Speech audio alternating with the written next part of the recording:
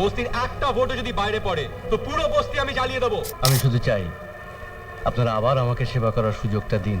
এই তাড়াতাড়ি কর, এই নিমাই ভালো করে লিখ, নিচে মাস্টারমশাই লিখবি। এই সুভাষ, বলাস না, হাত বলাস না, ওটা মুচি পড়ায় লাগাতে হবে। তাড়াতাড়ি কর। হ্যাঁ, বড় বড় করে লেখো। এই নিচে মাস্টারমশাইটা বড় বড় করে লেখো। এই ফাল্গুনি, এগুলো ওখানে দিয়ে দাও। ওই টর্চটা ঠিক করে লেখো। এদের নিয়ে সব বাইরে যা, এটা পড়তে এসছে তো পড়তে দে। কদিন লেখাপড়াটা বন্ধ করে ওদের নিয়ে একটু পাড়ায় ঘোরো না। তুই পাগল নাকি? এদের না পড়ে এদের দিয়ে আমি এখন ভোট ভিক্ষে চাইতে পাঠাবো? তোদের কথা ভোটে দাঁড়িয়েছে, ব্যাস হারি বা জিতি আমি ভোট ভিক্ষে চাইতে পারবো না। এদের নিয়ে বাড়ি যা। দাদাকে চেনেন তো?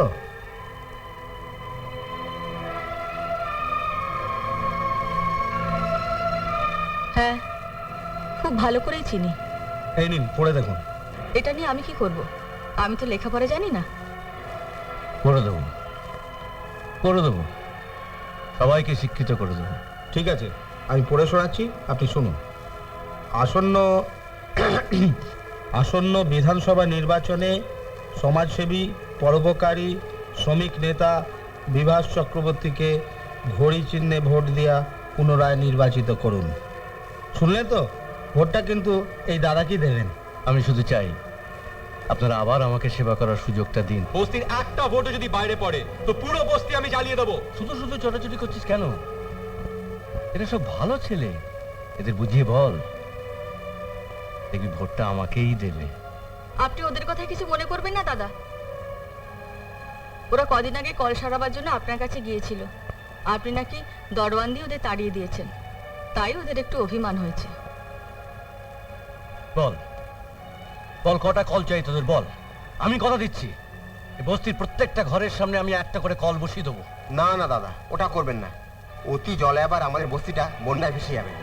আপনাকে আবার ভোটের প্রচার ছেড়ে বন্যার ত্রাণের জন্য ছুটতে হবে।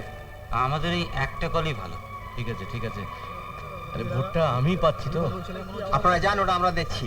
ওসব দেখছি নয়, ভোট আমাদের চাই। জোর করে নিবি নাকি?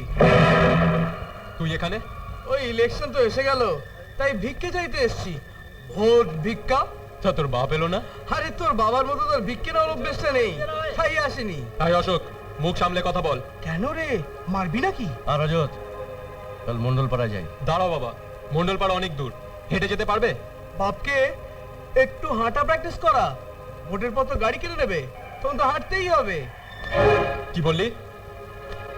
এই কি হচ্ছে কি? আরে তখন থেকে যা তা বলে যাচ্ছে, আমি ছেড়ে দেবো? এদিকে চল।